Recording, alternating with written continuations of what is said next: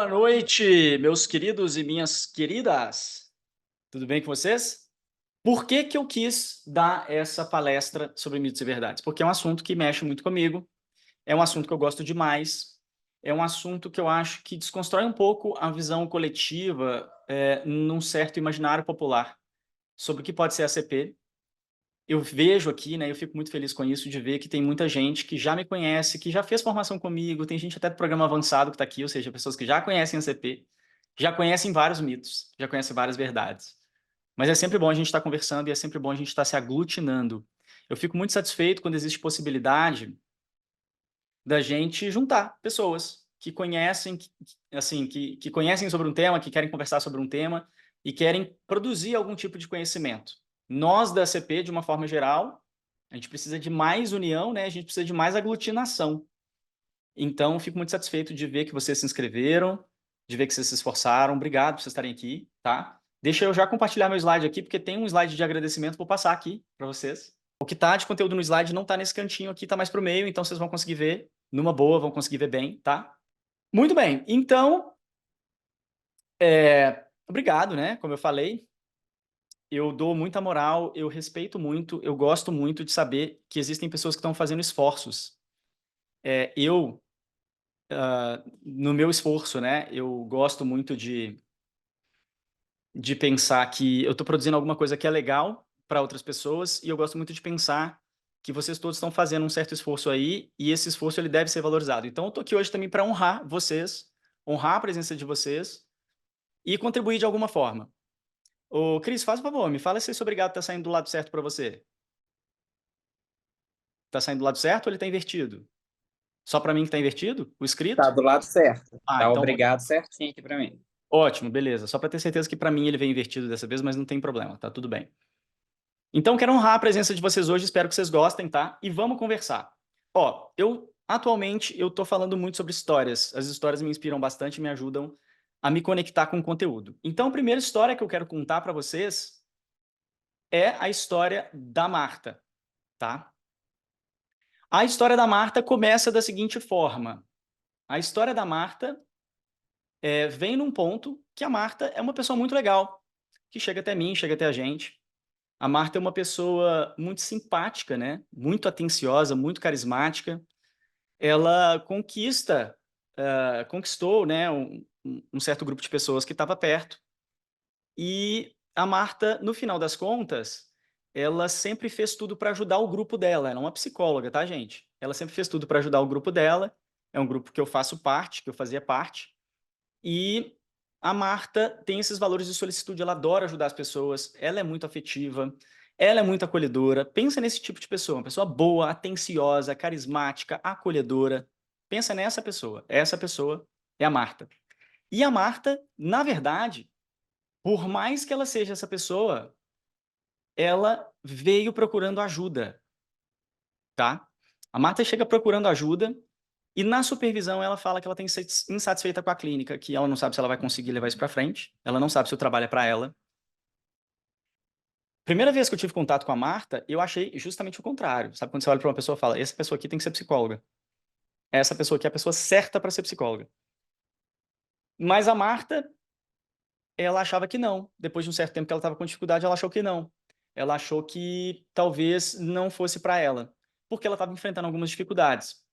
Algumas dificuldades da Marta era mais ou menos o seguinte: a Marta vivia duas situações distintas de problemas. A primeira situação da Marta, que ela conta pra gente, que foi um marco nas dificuldades dela, é a situação das necessidades de flexibilização da agenda, porque ela tinha um cliente, ela tinha uma pessoa, que quando ela se conectava com essa pessoa, quase toda semana essa pessoa fazia uma solicitação de que não ia poder ser atendida naquele horário, de que precisava de um outro horário. E pedia uma remarcação ou pedia uma flexibilização da Marta. E a Marta, como vocês já viram, né, um perfil de uma pessoa agradabilíssima, simpática, carismática e solícita. O que que ela fazia? Ela falava: beleza, vamos trocar o horário. E dali ela começou a fazer isso uma, duas, três vezes.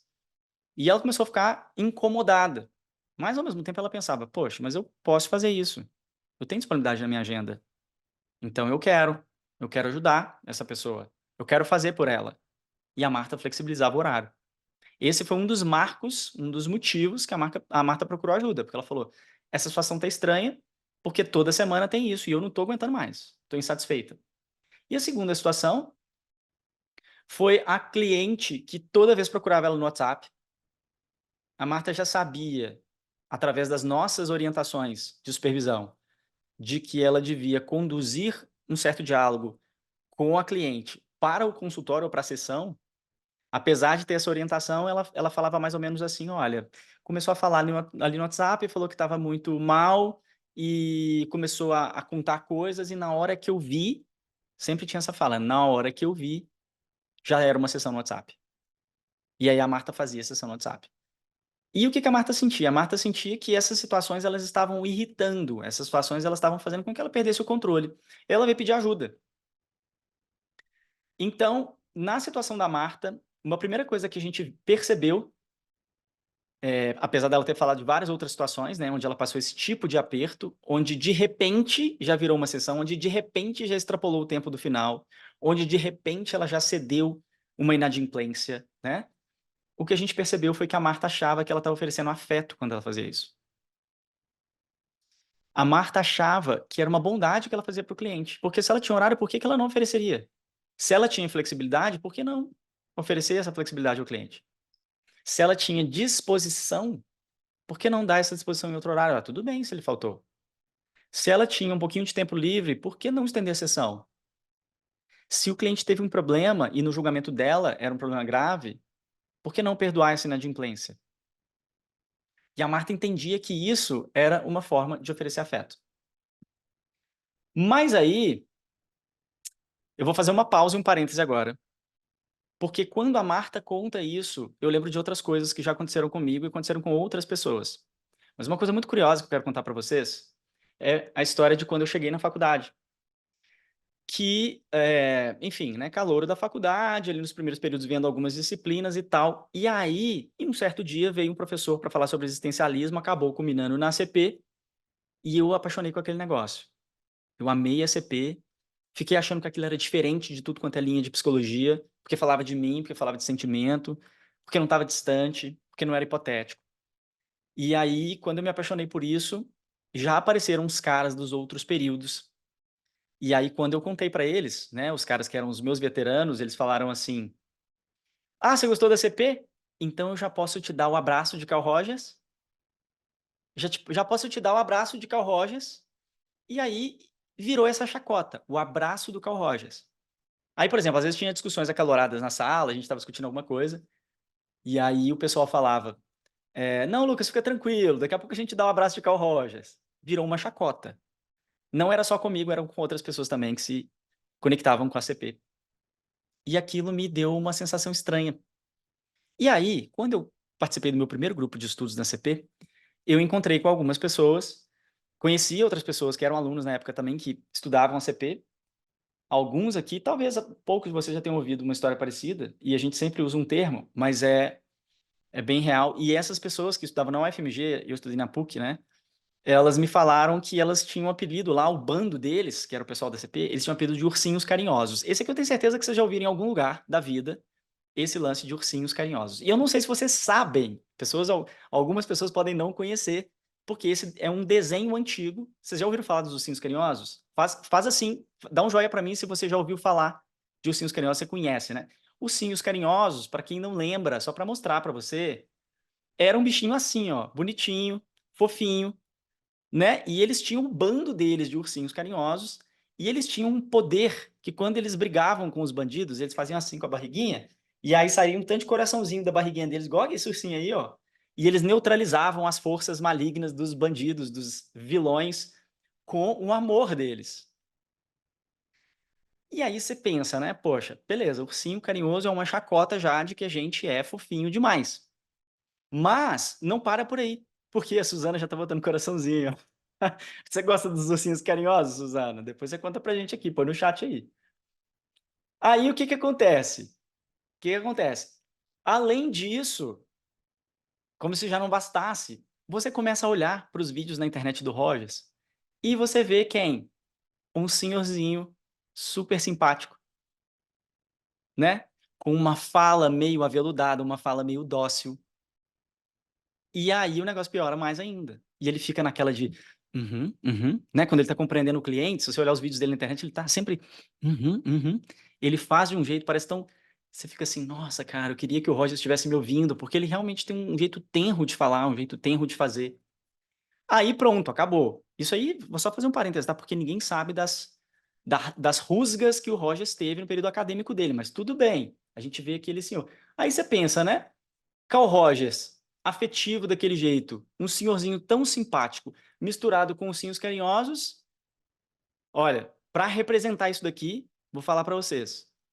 O melhor que a gente... Eu falei, Vitor, representa isso aqui para mim. E o melhor que a gente conseguiu fazer foi essa foto, que é exatamente isso daqui, ó. Essa foto aqui é a representação mor do acepista, do abraço do Rogers, dos ursinhos carinhosos. Foi a foto que a gente representou para falar o perfil daquele acepista, que é um sujeito muito carinhoso, muito acolhedor, muito tenro, de fala mansa, que gosta de abraçar, que gosta de tocar o cliente com a mão no ombro do cliente, que consegue ouvir todos os lamentos, todos os choros dos clientes. Ó, tô descrevendo aqui do jeito que a gente é visto, tá? E isso, obviamente, configurou um perfil, um estereótipo de quem seria o acepista. Eu não sei se vocês já passaram por coisas parecidas, mas dá um joia para mim se essa história está fazendo sentido para você, se você se identifica com alguma coisa que alguém já falou sobre você, sobre a sua abordagem, ou se você já viveu algum caso que tem a ver com isso na faculdade, que alguém fez uma pequena chacota assim. Dá um joia, por favor. Quem tiver de vídeo fechado, pode jogar um emoji aí ou jogar no chat, pode ser também, tá? Que eu tô lendo aqui, tô vendo. Então, todos nós já passamos. Olha, para ser bem sincero, tem algo importante nessa história. Por quê? Porque, gente, existem estereótipos mesmo, e quem não conhece vai sempre pegar naquele ponto, ou que é um ponto mais frágil, ou que é um ponto mais vulnerável, ou que é um ponto que ele exacerba. Sabe aqueles desenhistas que fazem caricaturas? Vocês já viram como é que é feita uma caricatura? Na caricatura, o que que o cartunista faz? Na caricatura, o cartunista ele pega o seu rosto, ele olha para o seu rosto e ele vê uma característica sua que é mais marcante e ele exagera nela. Esse é o trabalho do cartunista ali, do desenhista que faz caricaturas.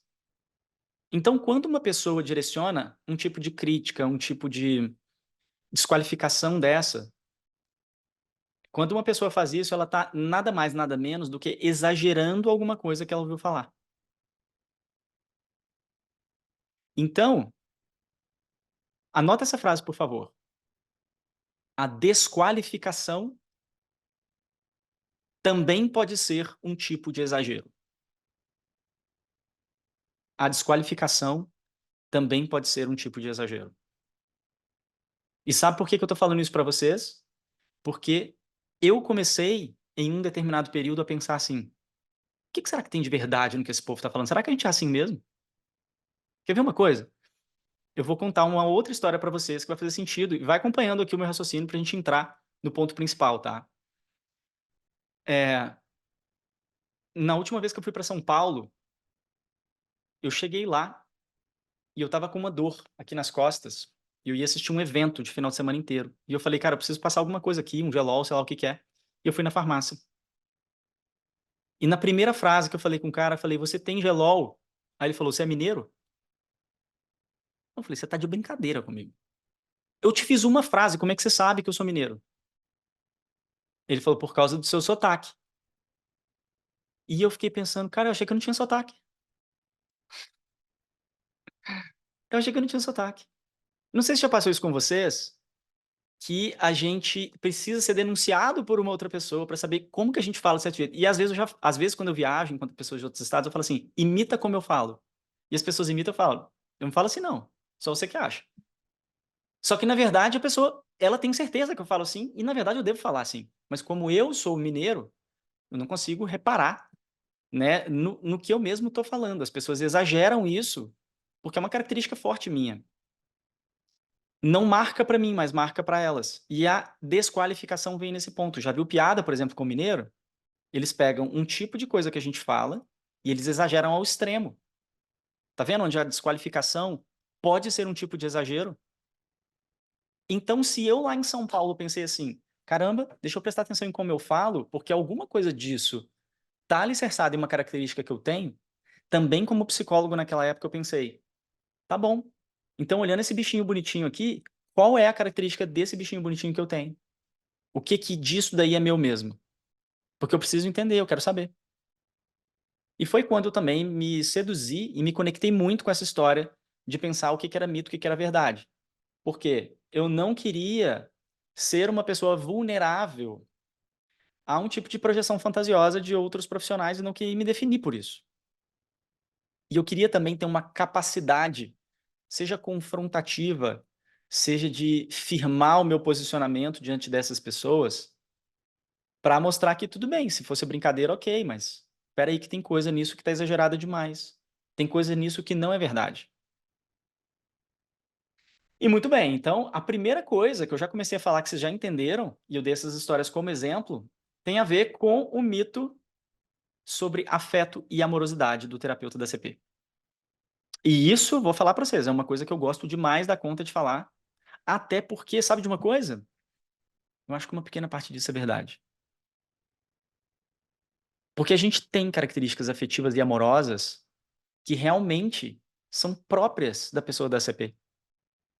Mas é lógico, aqui a gente vai conversar agora por quê e o que que eu acho disso, e por que que eu acho que a gente realmente tem, né? Como é que eu identifico isso? Tá bom? Então, pensa o seguinte, primeira coisa, ó, eu quero falar para vocês sobre 5 características que são problemas de psicólogos da CP. Vocês vão entender que nessas 5 características, a gente vai encontrar pequenos pontos que normalmente as pessoas pegam para devolver a fantasia, criando mitos sobre o que a gente é. Mas que, na verdade, foram pontos que eu identifiquei a partir dessas críticas e desses exageros desqualificatórios, tá? 5 características e problemas de psicólogos da CP. Se você não conhece tanto da CP, tá tudo certo, você está conhecendo aqui, por aprendizados, por críticas, e eu vou falar para vocês clinicamente como é que a gente lida com isso. 5 características que são problemas de psicólogos da CP. Pode ser que por esse estereótipo, aquela pessoa que não conhece a CP, mas que já ouviu alguém falando e que reproduz, e principalmente, ó, fiquem atentos, tá? Em grupos de WhatsApp, de ACP, você vê muita reprodução imprecisa de conteúdo. Porque às vezes você junta muitos profissionais que não estão qualificados, muitas pessoas que querem discutir aquilo, e às vezes uma fala uma coisa que é legal, a outra reproduz, a outra encontra, mas aquilo ali vira uma reprodução de alguma coisa que não está preciso. Porque às vezes você não tem uma pessoa que está guiando o grupo, né? Então, às vezes, eu identifico isso. Às vezes, psicólogos menos experientes, eles tentam falar de um jeito que é mais tenro e mais carinhoso, porque eles já ouviram que as pessoas da CP falam assim. E aí, às vezes, parece que é uma fala forçada. Se você é uma pessoa que tem uma fala mais branda, mais tenra, mais. Qual a palavra que eu quero? Mais sutil, mais branda, e isso é seu, beleza? Mas aqui a gente está falando de você tentar forçar um personagem. Então, às vezes, isso é um problema. Esse é um estereótipo. Pode olhar que é. Pode olhar, participe de grupos e olha que você vai ver. A Jéssica está falando aqui, também sinto que é uma característica da CP e vejo como uma potência da abordagem. O que, Jéssica, que é potência? Essa suavidade da forma de falar? Não, era de outra coisa que eu estava falando antes. Me ajuda porque eu não sei se eu já passei, eu não sei se você mandou isso algum tempinho atrás. Me sinaliza que eu vou também comentando, tá? O problema é isso, é falar de uma forma melosa forçadamente, tá? Aí, Suzana, nós vamos chegar nesse ponto. Segundo ponto, tendem a achar que todo mundo quer contato físico. Porque eles são pessoas que gostam, ou não receiam, não têm receio desse tipo de contato. Tocar o cliente, né, no ombro, ou às vezes tomar a iniciativa de abraçar um cliente. Porque tá tudo bem se o cliente busca isso em você. Se o cliente ele quer dar um abraço em você e você corresponde, tudo bem, né? Você está respeitando uma iniciativa que foi dele.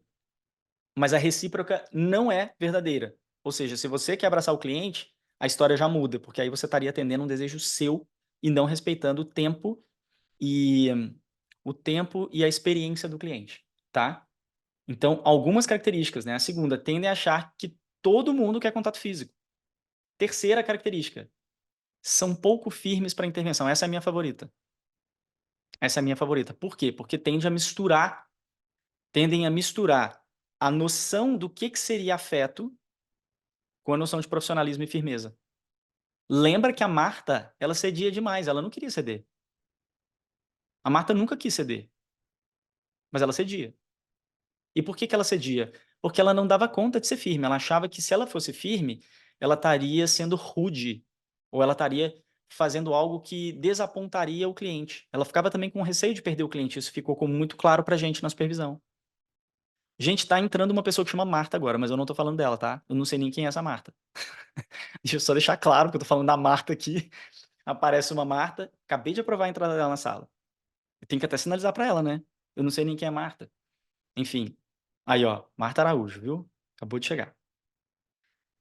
Então, ela achava isso, ela achava que ela não podia ser firme, porque a firmeza representaria uma falta de educação, representaria ser rude, tá?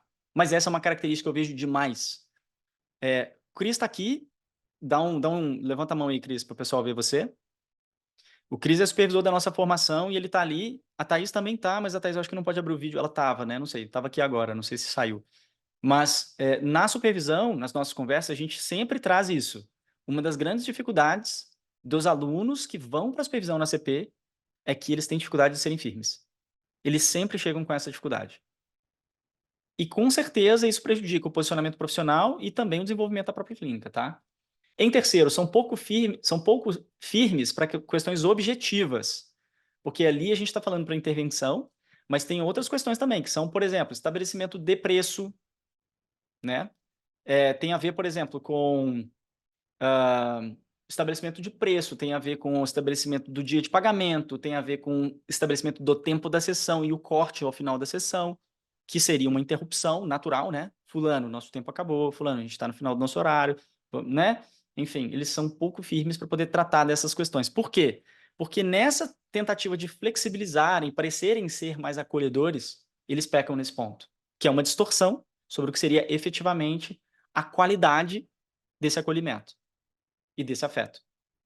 E por último, a quinta característica que é um problema de psicólogos ACP, a neutralidade. Não existe neutralidade no atendimento, né? Porque você é você. A Suzana até colocou aí no chat, né? Foi a Suzana? Foi, né? Que colocou no chat sobre... Não, foi a Jéssica, desculpa. Não foi a Suzana mesmo. Se forçar a suavidade, já peca na congruência. Pois é, quando você é congruente, não tem jeito de você ser neutro. Porque tem uma coisa sua que ela é expressa e ela é denunciada ali no processo. Então não tem como você se mostrar como 100% neutro. Por isso, a gente precisa comprar a ideia de que nós somos pessoas e a gente está no atendimento. A gente não precisa almejar essa neutralidade. Inclusive, isso é muito diferente da gente em relação a outras abordagens, né?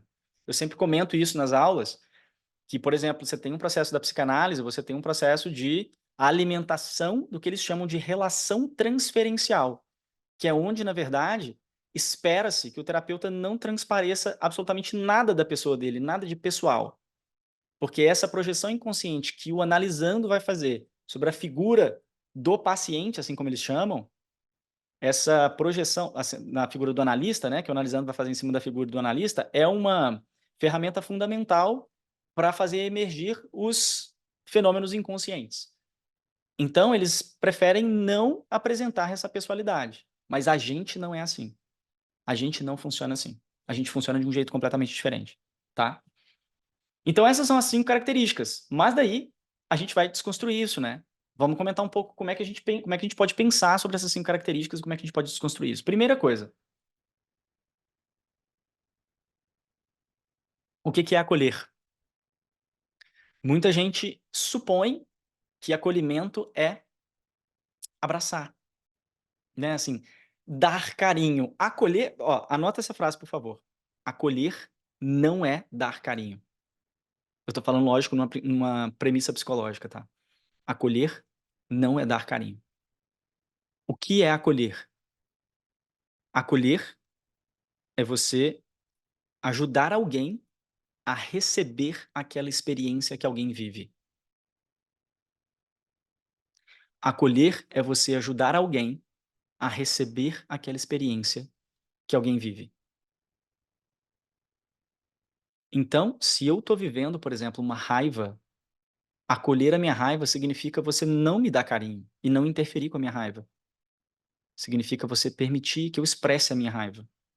Isso é abraçar a minha experiência de raiva. Ao contrário, o que que você estaria fazendo se você inserir e confrontar carinho com a minha raiva? Você vai estar tentando neutralizar a minha raiva, de maneira que essa experiência não tenha espaço, não tenha lugar. Mas acolher, ao contrário, a minha raiva, significa você dar espaço a ela. Significa você respeitar essa experiência que está vindo. Então, acolher não é dar carinho.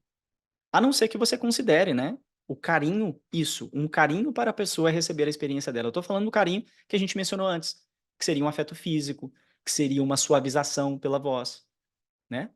Se você falasse: "Não, Lucas, mas carinho para mim é o bem que eu estou fazendo para aquela pessoa, permitindo que a raiva venha". Ok, então tudo bem.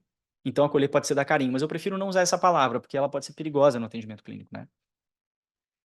Então, o acolhimento é isso. Então, vamos começar desmistificando, porque não tem a ver com afeto, né. Aliás, qual é a qualidade desse afeto? Não medo do afeto. O que que significa isso, gente? Significa o seguinte, que existe uma verdade sim, essa aqui é a parte que eu quero ajudar vocês a entenderem, sobre essas pessoas criticarem e desqualificarem, a gente, por causa dessa qualidade do afeto que a gente oferece. Elas fazem isso porque elas sabem que a gente não tem medo e a gente trabalha com ele.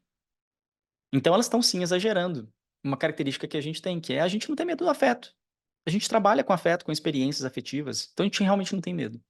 Tem muitas pessoas e muitos profissionais da psicologia que têm medo. Muitos profissionais da psicologia têm medo, a hora que o cliente expressa alguma coisa, eles pensam: "Cara, eu não sei lidar com isso, não quero que isso apareça". Mas a gente não tem. E isso é uma característica positiva, tá bom? Só que as pessoas exageram essa característica. Então desconstruir o mito é entender mesmo que a gente não tem medo de afeto, e que isso é um poder que a gente tem. Quem é que foi que falou? Foi a Suzana? Foi a Jéssica? Que é uma característica da CP, vejo como uma potência na abordagem, o jeito carinhoso. É isso aí. É potência, sim, desde que a gente entenda o que significa e como a gente usa isso. Porque, Jéssica, anota essa daqui, por favor. Toda potência também é a minha sina. Ou, se você quiser, vou falar só de um outro jeito para ficar mais fácil. Toda minha potência também é a minha sina. Sabe por que, Jéssica, que eu dei um treinamento recente para o programa avançado que a gente tem, de alunos que já concluíram a formação clínica, e a gente falou um pouco sobre isso. Sabe por que, Jéssica, que todo filme de super-herói, todo super-herói em todo filme tem um ponto fraco? Porque o super-herói, na verdade, ele é a representação máxima de um humano, com características exacerbadas. E todo humano tem uma falha. E todo super-herói, o próprio poder que ele tem, também é onde é o calo dele. Todo super-herói, dá pra citar 1000 aqui. O Batman, o Harry Potter, né, com o poder dele que quase mata ele, a conexão que ele tem com o Voldemort, o Superman com a Kryptonita, todo super-herói. Porque nós temos os 2 lados. Então, se o carinho da CP é uma potência, pode saber que ele também é assina. E pode saber que é ele que vai avacalhar tudo se a gente não souber usar bem. Mas a gente não tem medo do afeto, e saber disso traz potência, traz força. E eu quero falar sobre esse aspecto aqui que é bem legal, que é a consideração positiva e incondicional. Sabe por quê, pessoal? A consideração positiva e incondicional, para quem não está muito habituado, mas eu garanto que quase todos vocês vão saber isso aqui, porque quase todos vocês já ouviram isso. Normalmente, a primeira coisa que se aprende na CP são as características, são as atitudes facilitadoras, né? Todo mundo que aprende a CP aprende isso de alguma forma, como uma das primeiras coisas. A consideração positiva e incondicional é uma das 3 atitudes favoráveis ao crescimento e desenvolvimento de uma pessoa. E a consideração positiva e incondicional, anota essa frase, por favor. A consideração positiva e incondicional é a nossa expressão máxima de afeto. A consideração positiva e incondicional é a nossa expressão máxima de afeto.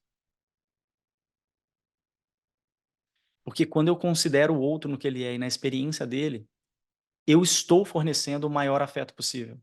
Eu já estou fornecendo o maior afeto possível. E se você é psicólogo, você precisa oferecer um afeto do jeito certo. Um afeto em um âmbito psicológico. E isso é o mais importante para você. Se você quer oferecer afeto, é oferecer esse afeto do jeito que comporta-se, do jeito que é comportado dentro de uma teoria da psicoterapia, né? Do jeito que é possível ser feito para que você tenha eficiência terapêutica.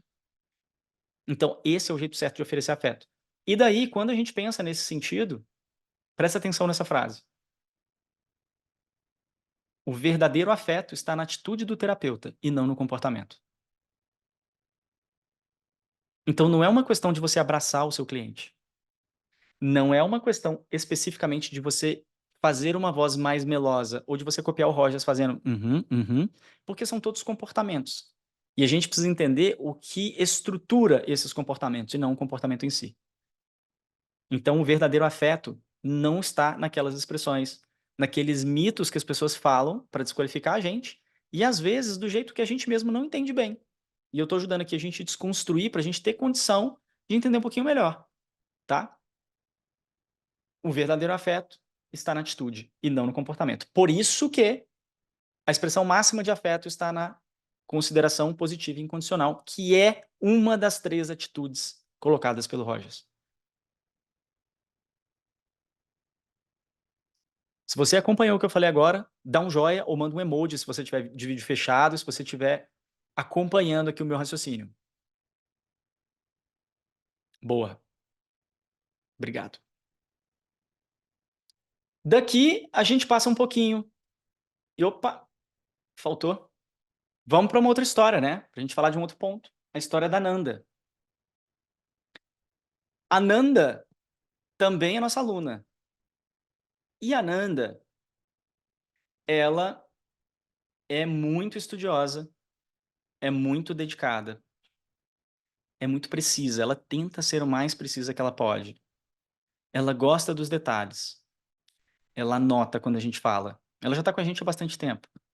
Estou usando exemplos que a gente tem aqui na nossa comunidade mesmo, que é uma comunidade razoavelmente considerável, grande, né? E a gente tem muito exemplo. E isso daqui serve porque todos nós somos acepistas.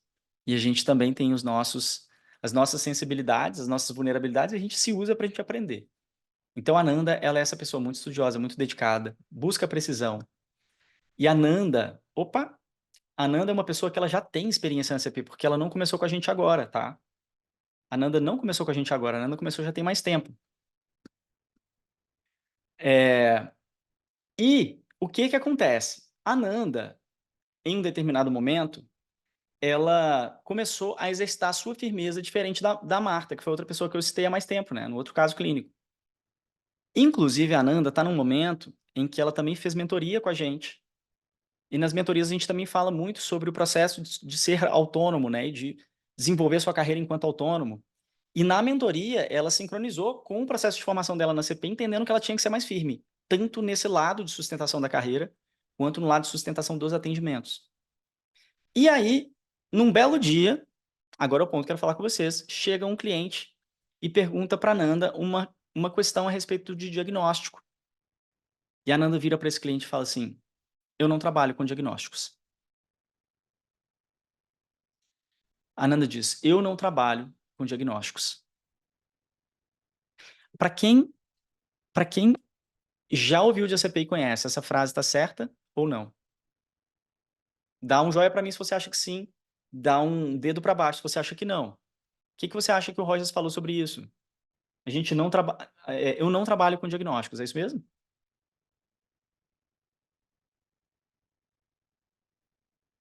Agora todo mundo ficou na dúvida, né? Ah, na hora de falar a gente fala, mas na hora que põe a pergunta e planta, meu amigo, aí você fica, ai, ai, será que eu tô falando alguma besteira aqui? Então, vou contar para vocês. Essa frase, assim, dentro do nosso contexto, ela não está equivocada, mas ela gera margem. E sabe qual foi a minha instrução para Nanda? Eu falei assim: Nanda, deixa eu te contar uma coisa. Não fala essa frase com o seu cliente. Não fala essa frase com o seu cliente, por quê? Porque o seu cliente não vai entender o que você quer dizer com isso. E o seu cliente está vendo na internet a chuva de diagnósticos, Ele está vendo na televisão a chuva de diagnósticos. Ele está vendo profissionais fazendo isso o dia inteiro e sabe que ele vai achar que você não sabe das coisas. Ele não vai entender. Isso é um detalhe técnico do seu atendimento que não precisa ser compartilhado. Detalhes técnicos a gente não compartilha com o cliente. Então eu falei, não fala isso com o seu cliente. E agora eu vou trazer para vocês o, o motivo pelo qual a gente está colocando isso, tá? Olha só a frase do Rogers. Vamos avaliar a frase do Rogers? Porque a gente falou, na ACP a gente não trabalha com diagnóstico. Olha então a frase do Rogers, o que ele disse. Eu vou ler, depois a gente analisa, tá bom? Presta atenção na frase dele. O diagnóstico psicológico, tal como é comumente compreendido, então já tem uma ressalva aí, tá? Esse grifo é meu. O diagnóstico psicológico, tal como é comumente compreendido, isto é, como operação distinta e prévia, não é necessário ao tratamento e é, inclusive, suscetível de dificultar os progressos e resultados da terapia. Olha o meu grifo. Tal como é comumente compreendido como operação distinta e prévia. Então, ele explica qual é a parte do diagnóstico que não encaixa bem. Só para a gente não generalizar demais também. Quando ele faz essas ressalvas, talvez ele esteja dizendo assim, gente, não é como um todo.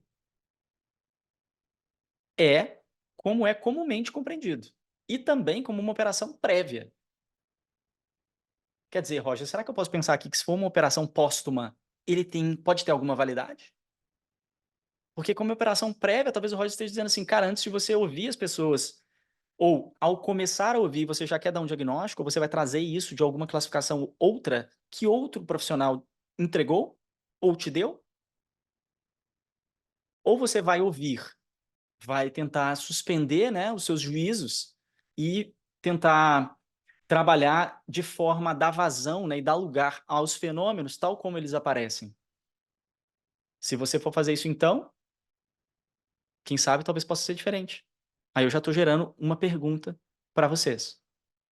Presta atenção. O diagnóstico psicológico, tal como é comumente compreendido, isso é, como operação distinta e prévia, não é necessário ao tratamento e é inclusive suscetível de dificultar os progressos e resultados da terapia.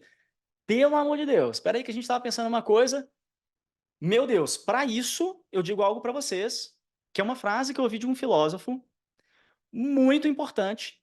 Presta bem atenção nessa frase que eu vou colocar na tela, que diz o seguinte: esse filósofo se chama Chapolin. Ele fala: palma, palma, palma, não priemos cânico. Ou seja, segura sua onda aí para a gente discutir isso, para você entender bem do que eu estou falando.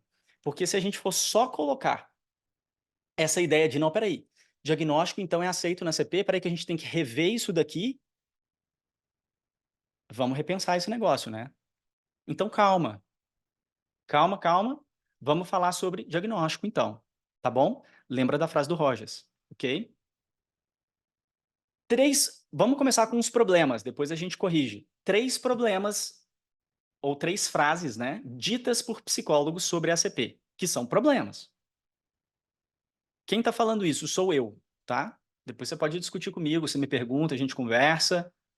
E quem está falando essa frase sou eu.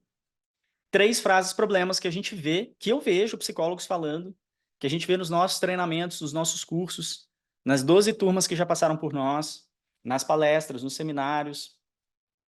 3 frases, quais são essas? A CP não trabalha com diagnóstico. Primeira frase. Eu tô falando que é uma frase problema, tô? Vamos conversar. Segunda frase. A CP não se importa com diagnóstico.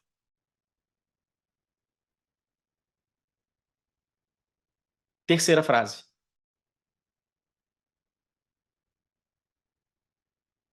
Diagnósticos são irrelevantes. Essas são frases comumente ouvidas por pessoas que começaram a estudar CP, por alunos, frases reproduzidas em grupos, etc e tal. Mas eu sou chato, eu gosto de pegar nas vírgulas e eu trouxe a frase do Rogers para vocês. Então a gente pode tentar entender um pouquinho melhor o que isso quer dizer, tá bom? Desconstruindo o mito. O que a gente pode falar dessas frases? O que a gente pode pensar a respeito disso? Vamos junto. Primeira coisa, operação distinta e prévia. O Rogers está deixando bem claro para a gente que a gente não deve, ou a gente não considera o diagnóstico como operação distinta e prévia. Ou seja, ele está ressaltando que o maior problema de você utilizar essa classificação, de você fazer esse enquadre, é quando ele é muito precoce e quando ele é muito prévio. O Rogers já declarou amor ao diagnóstico? Não. Não declarou. Mas a frase dele é clara: operação distinta e prévia. É onde ele apontou que existe o maior problema, tá bom? Se você ler esse capítulo, que está no Psicoterapia e Relações Humanas, volume 2, mais para frente, você vai ver que ele vai reforçando esses pontos. Se você ler com atenção, eu te convido a ler esse capítulo. Próxima questão. Nós precisamos nos reorganizar diante de premissas. O que isso quer dizer? Quer dizer que não é necessariamente que a CP ignora, não trabalha, rejeita os diagnósticos. Quer dizer que a CP, ela parte de outro paradigma. Ela parte de outro ponto. E partir de outro ponto não significa rejeitar ou negar. Por exemplo, se eu falar com você assim: você acredita em inconsciente? Essa é uma pergunta difícil para você responder, vocês concordam comigo? Porque quem é da CP não trabalha muito com o conceito de inconsciente. Como é que você vai responder essa pergunta? Se você for um pouquinho mais qualificado, a primeira coisa que você vai falar com a pessoa é assim: o que você está chamando de inconsciente? Não é? Inconsciente enquanto o quê? Enquanto a hora que você não está consciente? Porque quem falou de inconsciente na psicologia lá, ou sei lá, na psicanálise, o Freud, né? Ele não está falando do inconsciente como o momento que você não está acordado. Ele está falando que o inconsciente também está lá enquanto você está acordado.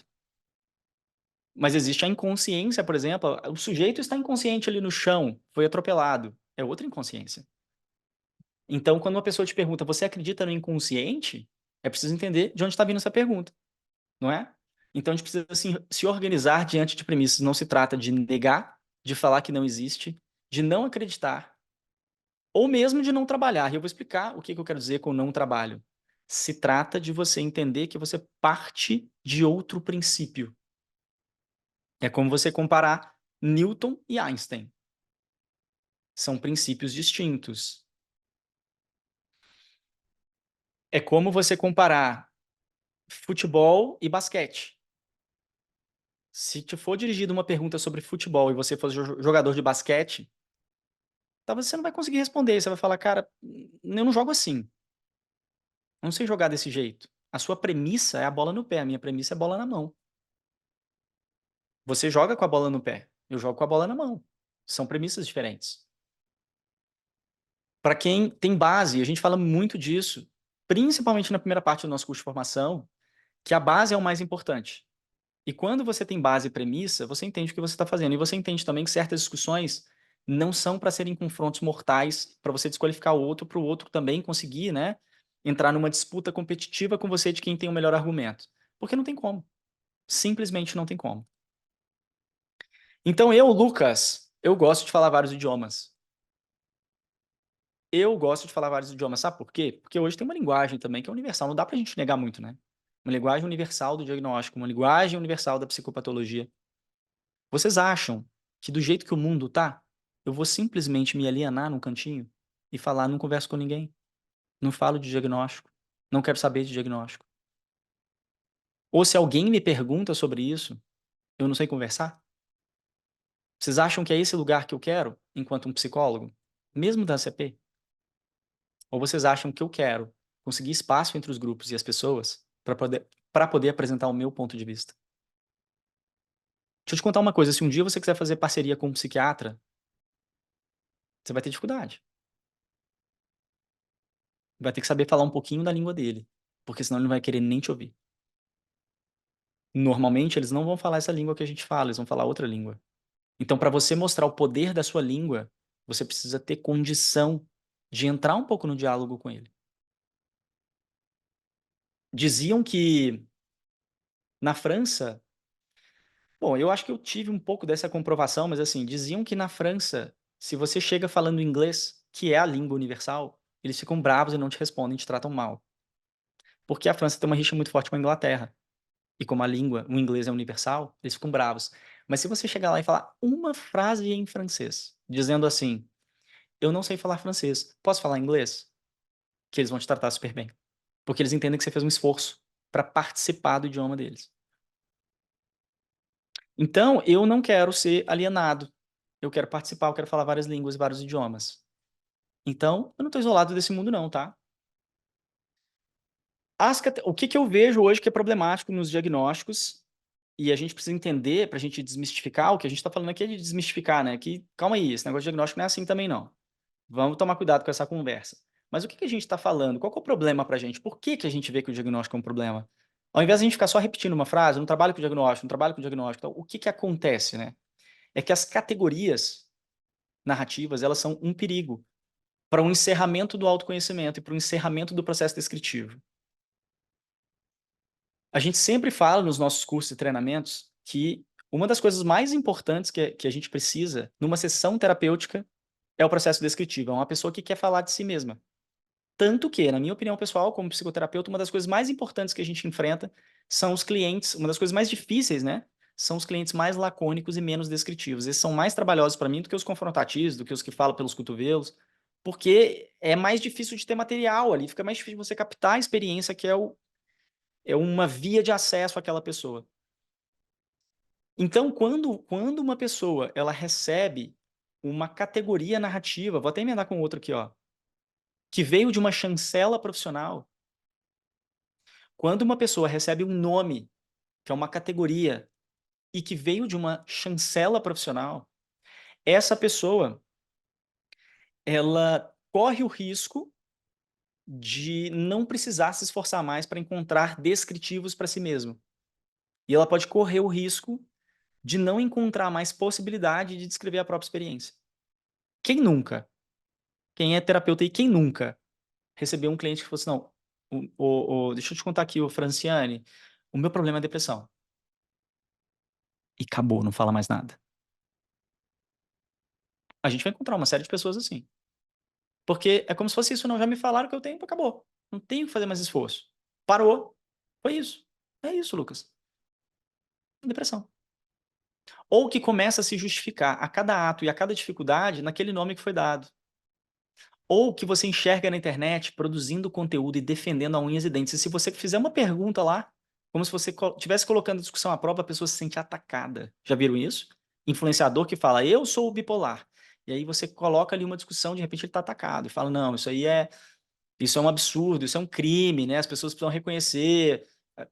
É isso, né? Porque a pessoa abraça como a própria identidade, principalmente se veio de uma autoridade. Imagina, me disseram, quem falou foi a Débora Alvernaz, psicóloga, gabaritada. Agora, é isso aí que eu sou. Não venha falar que não é. Quem é você para me dizer que não? Foi a Débora que falou. Tá? E essa chancela profissional, ela alimenta a dependência. Por quê? Porque a partir do momento que me disseram, agora eu estou dependente desse rótulo, desse enquadre, e estou dependente também de tudo que as pessoas falam sobre isso. Então, o nosso problema é com esses dois últimos. Mas isso não quer dizer que eu ignoro, não. Eu preciso ter claro para mim o que me dificulta, mas não quer dizer que eu ignoro, que eu não trabalho com isso. Não tem nada a ver, tá? Seguindo.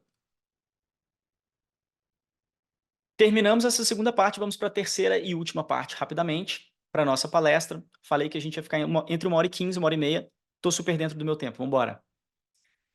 Por último, em um terceiro eixo que eu quero falar sobre desmistificar, né? Sobre mitos e verdades, mas esse tema do desmistificar, eu quero falar sobre a história de alguns alunos e algumas alunas que trazem questões voltadas a aspectos importantes. E quero trazer algumas frases que eu ouço. E essas frases também, hoje mesmo eu conversei com o Cris que está ali em cima, né, que é nosso supervisor aí da formação, e a gente estava recapitulando alguns pontos, né, que são trazidos na supervisão, e que a gente trabalha muito com os psicólogos. Então, 3 fatos sobre alunos que chegam à nossa formação hoje. Vou contar para vocês, e que são 3 mitos que os próprios alunos têm, porque eles ainda não fizeram a formação, e a gente vai vendo que eles carregam isso, trazem isso da faculdade, né, algumas dessas dificuldades. Então, o primeiro ponto fundamental, reação sobre a não direção. Quando você comunica o que é trabalhar não diretivamente, a pessoa fica muito perdida. E ela vai começar a te narrar que é muito difícil ficar sem dirigir. E ela não vai saber como fazer isso. E tá tudo certo, viu, gente? É um processo natural de desenvolvimento. A reação primária de não direção. E vai escutando, porque depois eu vou falar sobre os mitos que tem em relação a isso, né? E vou falar aqui sobre essas dificuldades, como elas alimentam alguns dos mitos. Segunda, reação sobre a ausência de perguntas. Como assim, Lucas, Cris e Thaís? Como é que não faz pergunta? Como é que eu faço um atendimento sem fazer pergunta? Não faço a menor ideia, nunca vi isso na minha vida. Não faço ideia de como isso pode acontecer. É uma reação forte. Eles ficam perdidos. Nos primeiros dias é intenso. E o esforço para manter o foco na experiência constante, ou seja, para ficar devolvendo na experiência e não fugir às intervenções, não deixar fugir essas intervenções, né? Porque a gente tem uma tendência grande a querer, principalmente herança da psicanálise, né? Em achar alguma coisa. Você já viu esse termo, né? Achar o que está por trás da fala. Eu nunca vi um atrás da fala, eu não sei como é que faz isso, né? O que está atrás da fala? A garganta, né? Assim, o que é fisicamente que está atrás? Como assim? Que posição é essa de atrás e na frente? Então, o esforço para manter o foco na experiência, às vezes a pessoa fica querendo achar alguma coisa, fica querendo mostrar performance, e ela tem dificuldade de manter foco. Então, segura aqui, ó. Esses são 3 fatos sobre alunos, coisas que a gente observa nos alunos. Daí a gente vai para técnica. Aqui a gente está falando de técnica e de condução do trabalho clínico. E a gente tem uma série de mitos e dificuldades também, tá? Primeiro, presta atenção nesse slide. 3 problemas que acontecem com terapeutas inexperientes da CP. Eu falei primeiro das reações, agora eu vou falar dos problemas, e depois a gente fala de como isso aplica no consultório e como que a gente desconstrói algumas ideias, tá? 3 problemas que acontecem com terapeutas inexperientes da CP. Presta atenção, vai pensando na sua experiência, tá? Muito bom se você já estiver aqui pra gente ir pensando. Ó o Lucas zoando aí no chat. Então o diagnóstico leva um abraço carinhoso? Aí, ó, tá vendo de onde vem? Vai levar cocão, hein, Lucas? Que isso, cara? Tô brincando. A Eva ia anotar a frase do Chapolin? Quase foi, né? Bom, vamos lá. Perdi o chat aqui por algum tempo, estava concentrado, mas pode mandar, gente. Pode mandar. 3 problemas que acontecem com terapeutas inexperientes da CP. Número 1, se forçam para aplicar à risca e se corrompem. Foi mais ou menos, agora eu estou resgatando, o que a Suzana trouxe lá no início. Quando eu fico muito concentrado no que eu tenho que fazer, eu me perco. Quando eu fico muito concentrado na técnica, eu me perco. Eu preciso, de alguma forma, de estar conectado comigo. Então, se eu me forçar demais para aplicar de um jeito que é um risco total, de um jeito que eu consigo, de alguma forma,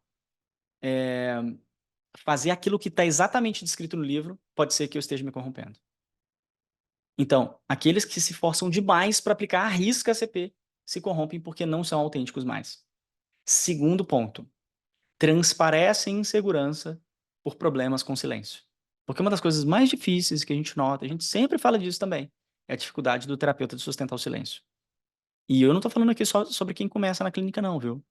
Muitos terapeutas têm essa dificuldade depois de anos. É um trabalho árduo para a gente mudar isso às vezes. Mas tem jeito.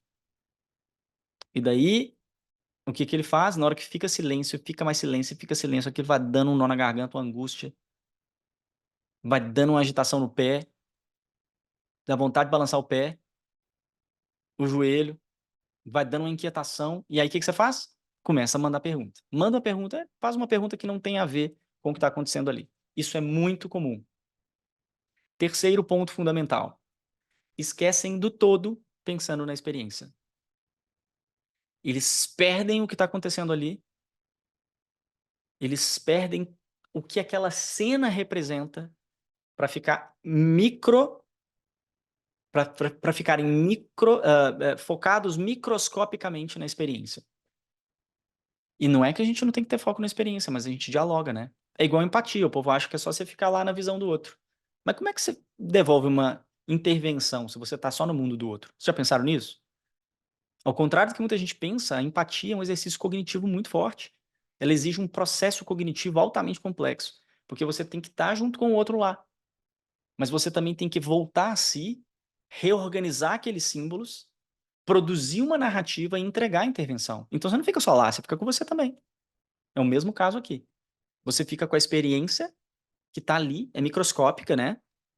Mas de repente você volta ao todo também para compreender um funcionamento. Isso a gente trabalha muito ali no curso da formação, no curso de formação, na parte que a gente fala das intervenções, né? Aquelas intervenções mais para o nível 3, 4, 5 ali, onde a gente compreende também e traz à pessoa um certo funcionamento, e não só repetidamente, como às vezes é até ensinado pela ECP, a expressão do sentimento e a expressão da experiência. Então, às vezes, esse é um problema, esquecem do todo pensando só na experiência. Não é que não tem que ter foco, tem que ter foco na experiência, mas também tem que interagir com o todo. E daí a gente vai falar sobre isso aqui agora, que seria a última parte desse terceiro ponto, que é a técnica, tá? Que é o seguinte, deixa eu só ver como é que eu tô aparecendo aqui para vocês, porque nesse ponto eu já até me saí da tela, muita coisa para controlar. Eu tô bem aqui no cantinho, né? Tá dando para ver direitinho o slide, não tá? Tô até fazendo assim, nem precisa, né? Encostar a cabeça na parede aqui, ó. Daqui a pouco. Bom, desconstruindo mitos. A autenticidade é o mais importante. A autenticidade é mais importante do que o procedimento. A autenticidade é mais importante do que aquilo que você tem que fazer. A relação, ela é mais importante do que o procedimento. Se você não for você, já era, tá tudo perdido. Se você não conseguir expressar a sua presença como pessoa e terapeuta no atendimento, já era, tá tudo perdido. E se você ficar focado só no método e em como fazer, essa pessoa não vai ter interesse nenhum no processo. O processo é desinteressante, ele não provoca, ele não traz conexão. Segundo ponto, uma pergunta pode ser melhor que a hesitação. Anota essa frase, por favor. Essa é importante. Uma pergunta pode ser melhor que a hesitação. Se você estiver agonizando porque você não pode fazer uma pergunta, começou a mexer pezinho, começou a olhar para um lado para o outro, começou a ficar inquieto, tá desconfortável demais na cadeira, gente, então faz uma pergunta e depois vai trabalhar na supervisão. Sabe por quê? Porque quanto mais você mostrar inquietação, parece que você está indisponível para a pessoa. Quanto mais você ficar desconfortável demais, a pessoa vai ver que você está inseguro. E se você está demonstrando insegurança demais, não existe processo do mesmo jeito. Então solta logo a pergunta. Você já sabe que não é bom perguntar, mas isso também não vai te definir para sempre na vida. E você não vai precisar depois ficar batendo chicote, né, em você porque você fez uma pergunta. É uma pergunta. Não está dentro do método, mas também não vai definir você como um acepista ou não se você fizer uma pergunta. Agora, quer fazer uma pergunta? Minha dica está aqui. Treinamento que a gente faz na formação, nas aulas de fenomenologia, né? Pergunta como. Que é melhor, porque você estimula a descrição, você não estimula a pensar numa causa, a estabelecer relação com outra coisa, você só ajuda ela a explorar mais significados e trazer mais volume descritivo. E tá tudo bem. Ah, Lucas, o que eu vim aqui é depressão mesmo. Depressão como? Ah, e eu fiquei foi meio chateado. Chateado como? Por último, metodologia é para a grande maioria. Uma outra coisa que eu tenho falado bastante também é que uma metodologia, presta atenção nisso aqui também para te ajudar e para a gente flexibilizar, porque eu estou desconstruindo coisas que muitos professores da CP ensinam. E eu estou falando que eles estão certos. Só que assim, a gente tem que balizar um pouco o atendimento, não dá para ser tão radical. Então aqui, ó, metodologia é para a grande maioria. O que é um método? Um método é um tipo de sistematização de uma forma de fazer algo, né? Se for pegar na etimologia da palavra, de gnose e dia, né? É através de um conhecimento, ou seja, a forma pela qual você conhece alguma coisa. E no caso de uma metodologia, você sempre cria algo para abranger a grande maioria das pessoas, mas ouçam com muito carinho. Nenhuma metodologia é perfeita. Nenhuma. Então, vai ter momentos que você não vai conseguir seguir, arrisca isso. E você vai ter que priorizar a sua autenticidade. E você vai ter que priorizar a relação. mesmo fazendo alguma coisa que você acha que alguém não te ensinou e vai falar assim, cara, isso aqui não é muito bem ACP, não. Mas vai ser mais importante a sua entrega e a sua presença. Então, se a metodologia é para a grande maioria das pessoas, a gente está falando que nem sempre, ou não é em todas as ocasiões que a gente vai conseguir aplicar tudo 100%. E nesse caso, pode ter situações, e a gente trabalha muito isso na formação também, situações em que a gente precisa romper a não direção. Quando a gente fala de parâmetros de processo, parâmetros de encaminhamento, no caso de parâmetros de encaminhamento, quando a gente trabalha a distinção entre emergência e urgência, a gente está falando de situações onde hoje a gente talvez precise de romper com a não direção. Situações de emergência, por exemplo, né? Talvez a gente precise fazer isso. Talvez a gente precise direcionar a pessoa, se a gente tiver num serviço público ou até mesmo no consultório, dependendo da situação que ela está vivendo, e talvez a gente precise não ser diretivo. Talvez a gente precise perguntar alguma coisa, por vários motivos. A gente pode estar trabalhando com uma equipe multidisciplinar, a gente pode estar trabalhando numa situação específica, ou a gente pode estar passando por esse momento que eu falei, de um aperto ali dentro de uma sessão e que uma pergunta pode ajudar. Às vezes a gente também não entendeu alguma informação. E a gente pode ter também situações em que a gente vai sentir que a gente está deslizante numa pequena parte da metodologia, porque a gente está deslizante numa pequena parte, porque a gente precisa compreender esse todo, e a gente precisa fazer uma devolutiva também de algo que está para além do que aquela experiência está dizendo ali. A experiência tem uma voz por si, mas as experiências apontam significados e apontam caminhos. Isso é uma outra questão fenomenológica também, de trabalho em programas avançados, né? Experiências mostram caminhos, nem tudo acaba na experiência. A experiência não é o início e fim de tudo. Elas apontam para outras experiências, apontam para unidades de sentido, e a gente precisa estar atento a elas, tá?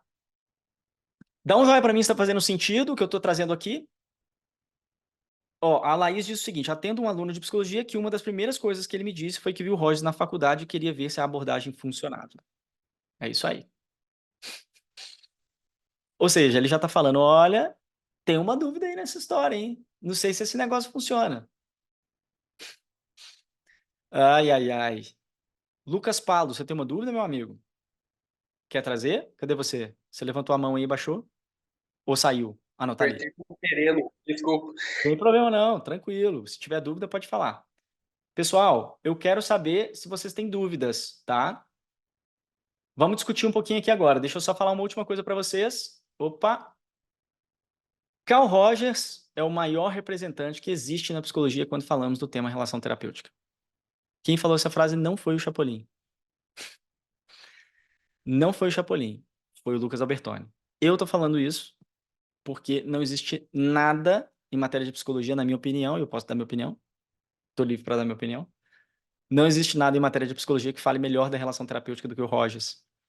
E acreditem, todas as pessoas que falam sobre procedimentos e que também estão em outras abordagens, e mesmo naquelas abordagens que se tornaram mais populares hoje, estão retornando aos estudos sobre relação terapêutica. Várias pessoas que ficaram muito radicais com essas discussões recentes sobre abordagens, sobre resultados e tudo mais, já estão retornando e postando sobre precisamos voltar para a relação terapêutica de novo. Então fique esperto com isso para você não perder o foco também e pular fora do que é importante você fazer. E eu espero ter trazido alguns insights aí para vocês, tá? Sobre essa ideia de desmistificar um pouquinho ou trazer mitos e verdades sobre afeto e amorosidade do terapeuta na CP, diagnóstico e condução terapêutica que vai apontar para um âmbito que normalmente a gente conversa com o nome de técnica. Então é isso, eu quero saber quem tem pergunta. Momento de pergunta, tá bom?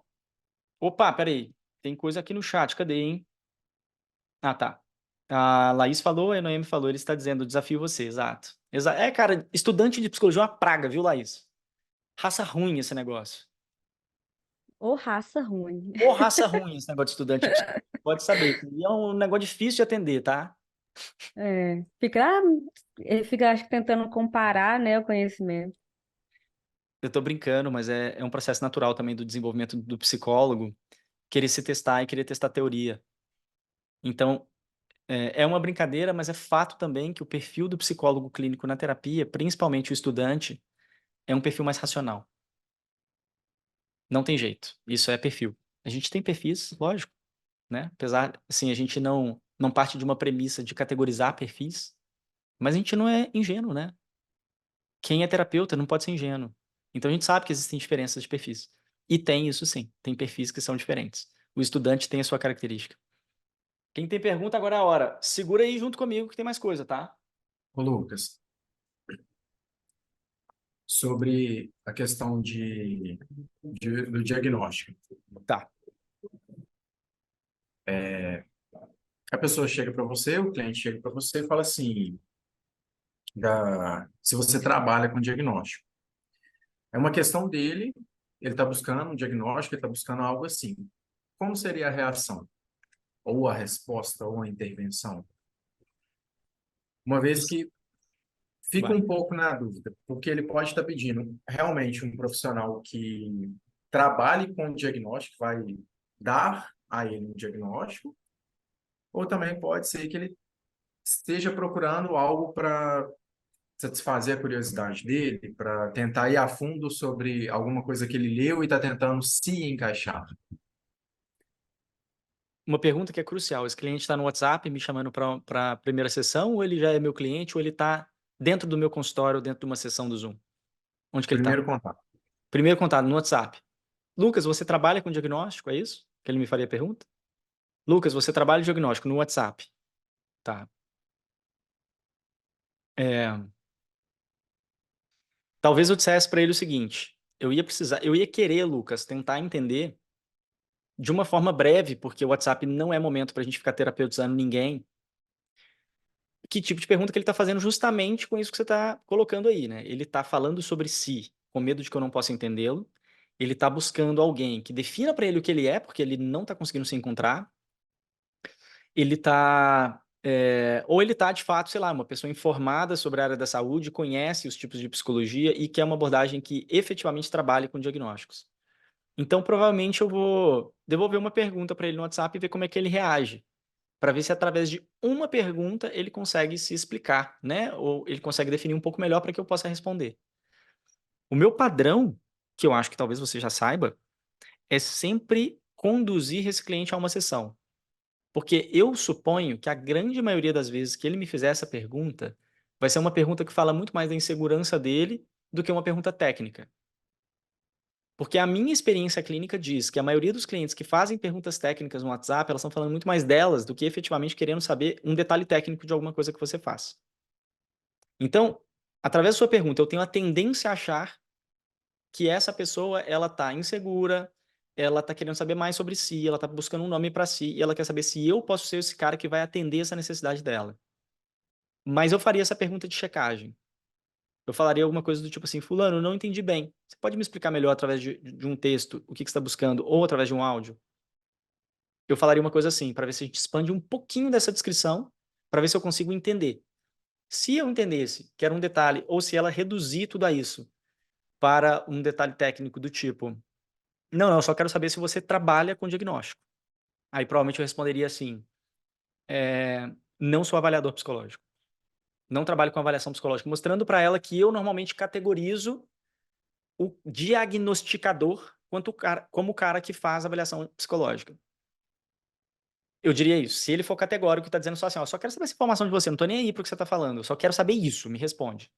Agora, se ele tentar explicar, aí eu tentaria fazer uma compreensão, uma intervenção, né, tentando mostrar para ele o que eu entendi da pergunta dele e tentaria conduzir para uma sessão no consultório. Falar, olha, até para te entender melhor, fulano, eu acho que a gente precisa conversar. Eu acho que o melhor passo, ou o primeiro passo, é a gente marcar uma sessão, porque aí você vai me conhecer, você vai conhecer meu trabalho, você vai ver se você se identifica comigo, a gente vai ter oportunidade de conversar um pouco e ver se eu sou a melhor pessoa para te ajudar. Seria uma resposta clássica. Faz sentido? Vou falar uma coisa mais aqui para vocês, para ir me direcionando para o fim. Depois, se tiverem mais perguntas, eu posso ir respondendo, tá? E a gente pode ir ficando aqui até 9h30, mais ou menos, que foi o horário combinado. Espera aí que eu acho que o Júlio colocou uma coisa no chat aqui. Vamos lá, Júlio. E se for durante as sessões, essa necessidade do diagnóstico que o cliente demonstra? Muito bem. Então vamos lá, deixa eu responder o Júlio primeiro, depois eu volto a falar do que eu ia falar. Júlio, se for durante as sessões, muito provavelmente eu tô com a faca e o queijo na mão porque eu tô no meu ambiente de trabalho. E tudo que acontece numa sessão é material clínico, mesmo que seja uma pergunta técnica. Porque uma pergunta técnica também revela uma experiência. Então, quando uma pessoa insiste em que eu diga o que ela é ou o que ela tem, ela está, por exemplo, primeiro falando, vou te enumerar aqui algumas coisas possíveis. Ela está falando, por exemplo, eu não sei o que eu tenho, então estou perdido. Já detectei uma experiência de estar perdido. Ela pode estar falando, por exemplo, eu não, eu preciso que pessoas me ajudem a me entender. Ou seja, eu não estou me entendendo, não estou sendo capaz de me entender. Ela pode estar dizendo, eu estou inseguro. Ela pode estar dizendo, eu estou com medo de estar doente. Porque ela está procurando que eu dê um diagnóstico para ela, porque ela está com medo. Por exemplo, sei lá, já tem de várias pessoas assim, né? Será que eu tenho bipolaridade? Será que eu tenho déficit de atenção? Então, existem muitas razões pela qual uma pessoa faria essa pergunta. O que eu faria, Júlio, nesse caso? Enquanto terapeuta da CP, eu vou me focar na experiência dela para devolver para ela o que eu estou identificando quando ela me pergunta isso. Então, talvez eu dissesse assim, por exemplo, vamos supor que fosse você, eu diria assim, Júlio, então estou entendendo que você quer muito saber o nome disso que você tem. E você está me perguntando porque você não está sendo capaz de dar um nome por você mesmo. Viu? O que eu fiz? Eu te ajudei a identificar uma coisa que você está sentindo naquele momento, uma coisa que você está experimentando, que a gente chama de experiência. E que é o foco fundamental do nosso trabalho, identificar essas experiências. Aí, Júlio, em 95% dos casos, o que vai acontecer depois de um tipo de intervenção dessas? Em 95% dos casos, de novo, o método é para a grande maioria das pessoas, não é para todos, né? Pode ser que alguns casos fujam disso. Mas em 95% dos casos, a pessoa vai desviar o foco daquela pergunta que ela estava esperando a sua resposta, e ao invés de ela continuar esperando que você responda o que ela tem, ela vai começar a se perguntar sobre essa dúvida, sobre esse medo e etc. Ela vai começar a falar sobre isso. Entendeu? Ela fala, não, realmente, Lucas, eu tenho medo mesmo, porque na minha família todo mundo tem déficit de atenção. É isso mesmo, porque essa semana eu já deixei queimar 2 vezes a comida no fogo, quase pegou fogo na minha casa. Eu tô preocupado com o que eu tenho. Então ela muda, porque ela começa a olhar para si e não para fora. Quando ela está te pedindo esse diagnóstico, ela quer uma chancela e ela está buscando isso externamente a ela. E o que você quer fazer é devolver essa autonomia para ela, ou seja, ajudar com que ela dê esse nome, auto, que ela própria nomeie, autonomia, né? Você quer ajudar com que ela preste atenção nessa experiência e a partir disso ela dê andamento em outras experiências periféricas, porque é isso que forma a percepção dela sobre ela mesma. Ajudou um pouco? Então, a ideia da CP é essa, a gente sempre tenta entender, boa, Júlio, a gente sempre tenta entender, cara, o que tá, não quero usar essa palavra de jeito nenhum, eu vou falar por trás da pergunta, acabei de criticar o negócio, né? O que essa pergunta quer dizer? Onde ela aponta? Que experiência ela aponta? O que essa pessoa vive que faz com que ela direcione essa pergunta a você? Ela quer a sua chancela. O que isso quer dizer? Entendeu? A gente sempre vai por esse caminho. Muito bem. Mais alguma pergunta? Pode trazer, gente, aproveita. Enquanto vocês estão pensando na próxima pergunta, eu quero falar um pouquinho rápido para vocês de uma coisa que é importante para mim, que eu estou trazendo aqui. 2 coisas que são muito importantes. Então, aqui a gente tem hoje muitas pessoas conhecidas que já tiveram em algum evento, que são ex-alunos, que são ex-alunos de formação, que são atuais alunos de formação, que são alunos do programa avançado, que já foram das mentorias, estão aqui junto com a gente, não foram alunos da formação ainda. Mas eu queria falar para vocês o seguinte, isso aqui que eu estou falando é uma parte de algo que a gente tem hoje em um curso dentro da nossa plataforma, que é o curso Desmistificando a Psicologia Humanista, que alguns alunos nossos já fizeram e que hoje se encontra numa área exclusiva de membros nossa, como um material que já foi parte da formação e que agora a gente está disponibilizando para o público geral, tá bom? Eu quero só falar uma coisa para vocês para facilitar aqui, talvez vocês queiram saber, e eu sempre, todo mundo que participa dos eventos sempre tem alguma vantagem. A gente sempre faz isso para incentivar as pessoas a estarem perto, a se conectarem. Então, só para dizer para vocês, tá? A respeito desse curso, que seria, vamos dizer, a continuação dessa palestra aqui, esse curso hoje é um curso que a gente comercializa a R$ 397. E hoje a gente pensou em fazer uma condição diferente para quem estivesse aqui como medida de incentivo, pelo esforço para se conectar mais com a gente, que é uma coisa que a gente sempre faz. Então, eu tomei esse tempo aqui rapidinho, que são 5 minutos de vocês, só para falar que hoje ou nessa semana, né? Enfim, vocês podem procurar a gente se vocês quiserem. mas durante algum tempo, que vai ser... Eu nem perguntei para a Rayane quanto tempo a gente programou, se vai ser 48 horas ou até sexta, deve ser até sexta-feira, provavelmente a gente sempre faz tudo até sexta. Então, até sexta-feira, se vocês quiserem ter esse curso, a gente está fazendo uma condição diferente para quem tiver hoje aqui na palestra, que é a condição de 197, tá? E quero dizer mais para vocês, só uma última coisa que é importante.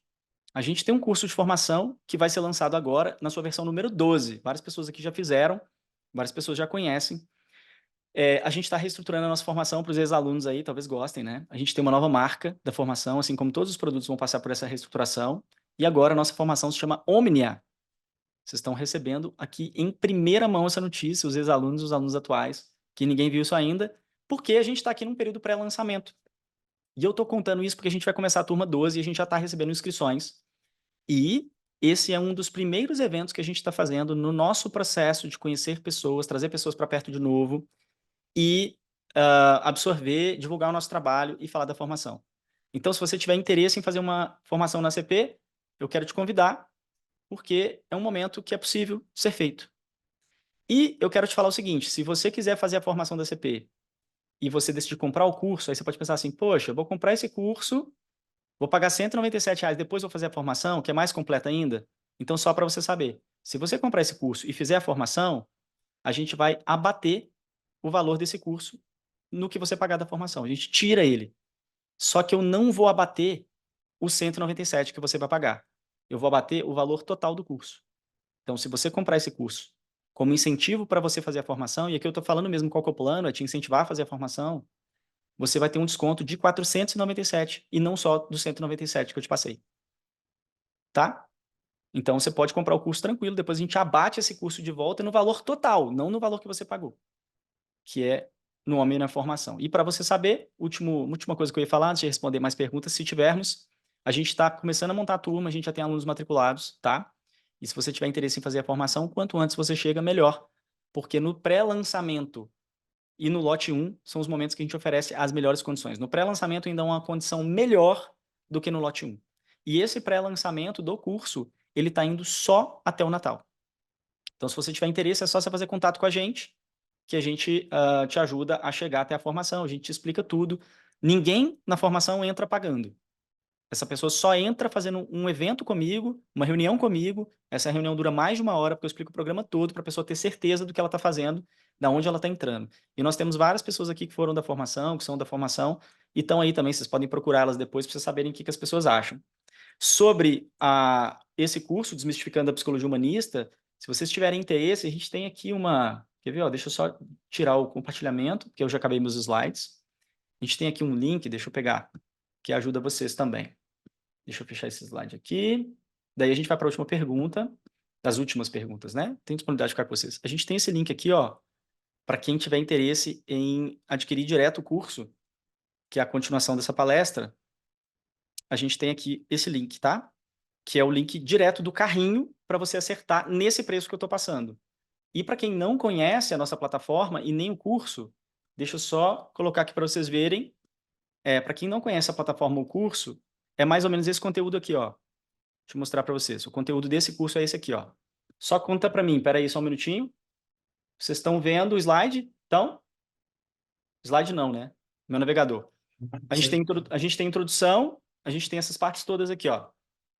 Psicólogo humanista é afetivo demais, foco na psicopatologia, importância do diagnóstico 1, psicólogo humanista não tem base para trabalho, a importância do diagnóstico 2, importância do diagnóstico 3, importância do inconsciente, psicólogo humanista é humanitário. Isso aqui são todas as partes que a gente desmistifica, que fazem parte da parte 1. E na parte 2 a gente tem as polêmicas. A técnica da CP1, a técnica da CP2, a neutralidade do terapeuta da CP1, neutralidade do terapeuta da CP2, a autoridade como terapeuta, amorosidade, dúvidas clínicas. Aí aqui a gente tem um bate-bola e uma sabatina, né, que a gente coloca os alunos para perguntar, e essa parte eu fico só respondendo perguntas. A gente tem um montão de perguntas. Foi um curso ao vivo que a gente gravou aqui onde eu estou, um curso para 50 pessoas. Então, a gente tem isso aqui e eu respondendo, né? Dúvidas clínicas 1, dúvidas clínicas 2, dúvidas clínicas 3 e amorosidade, cuidados gerais. E aí a gente ainda tem especificidades, atendimento infantil 1, 2, 3 e 4, para quem trabalha com o público infantil, que foi coisa que eu falei no mesmo dia, tá? Esse curso aqui é o curso que eu falei agora, de 197, e está no link do chat se você quiser adquirir agora. Se for depois de sexta, a gente não pode vender mais nesse preço que a gente está vendendo, tá? E tem o lance da formação. Se você comprar esse curso, depois a gente abate na formação. Agora, quem é aluno aqui que já fez formação, não se preocupe. Em breve a gente vai fazer uma chamada para o PAD, porque tem gente que está devendo aí essa história, hein? Ah, vou participar do PAD, vou participar. Vou mandar catar vocês lá longe. Viu, senhor Ednilson? Brincadeira. Mas faz falta, viu? Quem tiver aí interessado no PAD, que já foi aluno, já fez a formação, que é o nosso programa avançado, o PAD também está mudando de identidade, não chamará mais PAD. E a gente vai fazer a chamada para vocês em breve também, porque a gente começa em fevereiro. Fechou? Que mais? Perguntas, para não tomar muito tempo de vocês com isso. Dá para a gente ficar mais um pouquinho. Se precisarem, eu estendo mais 10 minutinhos, 15 minutos. Estou ótimo aqui com vocês. Esse é meu trabalho, é o que eu amo fazer. Tem mais dúvida? Ô, Laís, obrigado. Dando a força aí no chat. Quem puder, faça o curso que vale a pena. Noemi botou aí também. Eva, não, gente, obrigado. Valeu. Dúvidas sobre a palestra podem perguntar, tá? Leonardo, me chama depois no direct, tá, cara? Ou no WhatsApp. Deixa eu colocar meu WhatsApp aqui para vocês. Quem quiser fazer contato comigo, fazer perguntas sobre a formação, pode fazer direto comigo, porque a Rayane não está agora funcionando, né? Ela não tá A Rayane da nossa equipe aqui, ela não está em horário de trabalho agora. Então, vou deixar meu telefone pessoal aqui e vocês podem me chamar se vocês quiserem, tá? Leonardo, a resposta é sim, mas me chama no meu WhatsApp, tá? Eu te explico melhor. Mais perguntas ou não temos, tá bom? É isso? Já desmistificou? Jogou o pó, desmistificou. Agora é só ir embora? Julho, 197 é o custo Desmistificando, apenas. Mas com 197 você garante também um desconto na formação. Se você comprar o curso de 197, você tem só o curso Desmistificando, tá bom? Vamos ser claros. Se você pagar 197 é só o curso Desmistificando. Mas se você pagar o curso Desmistificando e quiser fazer a formação, eu te dou um desconto na formação de 397. Então você paga 197 e se você quiser fazer a formação, você tem um desconto de 397. O preço de curso de formação a gente só passa na reunião comigo, tá? A gente, como eu falei para vocês, a gente não passa porque a gente não abre carrinho para formação. A formação você não entra, eu te passando um link e você fazendo a página, tá? E você fazendo a inscrição na página. Se você quiser participar da formação, você vai marcar uma reunião comigo, a gente vai alinhar, a gente vai conversar, porque eu preciso te conhecer. É um negócio muito delicado a formação, eu trato com muito, muito carinho. E daí a gente passa todas as informações para você, tá? Alexandra, o tempo de acesso a esse curso, que é o Desmistificando, são 90 dias. Você tem que cursar ele em 90 dias, tá? Esse curso de 197. Aliás, de 397 que você paga 197. Eunice, entendeu, né? O preço, você conversa comigo da formação, a gente vai conversar direitinho, a gente vai falar mais, tá? Obrigado. Ó, deixei meu telefone aí para quem quiser. Muito obrigado por vocês estarem aqui. Espero ter honrado a presença de vocês. Espero que vocês tenham gostado aí. É uma palestra curta, a gente aprofunda no que dá, mas foi com muito carinho. Então, estou feliz de estar aqui. Agradeço muitíssimo a presença de todos. Estou muito feliz de rever vários de vocês, mesmo de coração. Espero que vocês apareçam, não me abandonem, porque eu sinto saudade. Até fiz ontem um story lá. Depois vocês olham lá no meu Instagram, que vocês vão ver o story que eu fiz. Ah, não sei se já sumiu, mas fiz uns stories sobre isso, sobre saudades de alunos. Enfim, obrigado, viu, gente? Um beijo para vocês todos, tá? Excelente noite. Até breve. Tchau, tchau.